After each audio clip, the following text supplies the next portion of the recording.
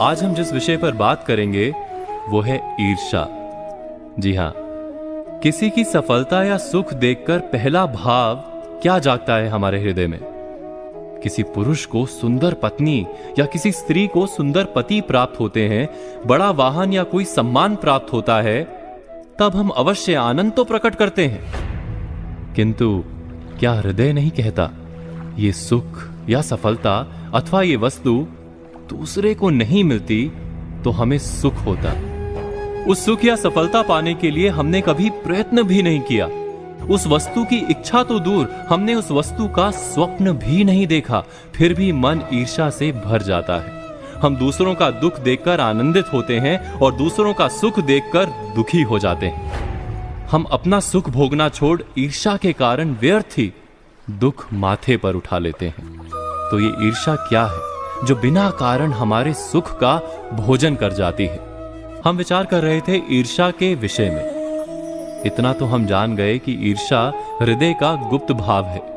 हम लाख समझते हो कि ईर्ष्या उचित नहीं, फिर भी ईर्ष्या जाग जाती है। उसको अंकुश में रखना भी असंभव सा है, क्योंकि निरंतर हृदय में रहती नहीं है। ईर्ष्या से छूटने का केवल एक मार्ग है कि ईर्ष्या की जड़ से हम परिचित हो जाएं। इस रोग के लिए समझदारी से उत्तम कोई औषधि नहीं।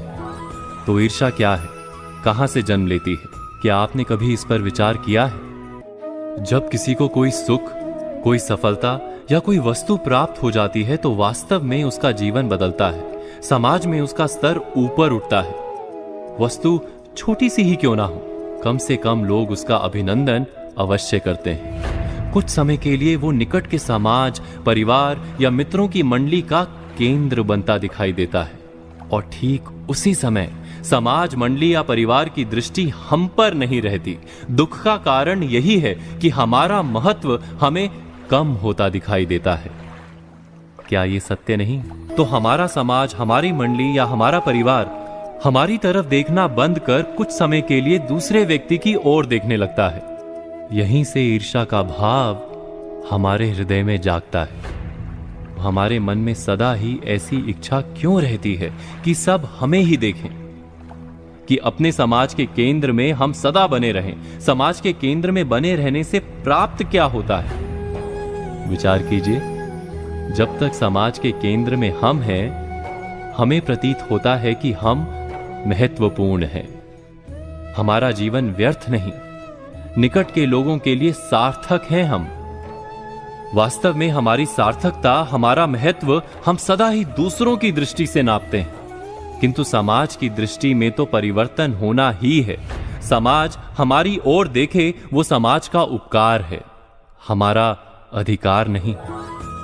हमारी सार्थकता का प्रमाण जब स्वयं हमारे अपने हृदय से प्राप्त होने लगे, हम अपने जीवन से रस उठाने लगे, अर्थात जब हमारा हृदय आत्मविश्वास से भर जाए, तो ईर्ष्या का भाग अपने आप चला जाता है। ईर्ष्या वास्तव में कुछ भी नहीं, बस हृदय में आत्मविश्वास के ना होने का प्रमाण भर है। विचार कीजिए।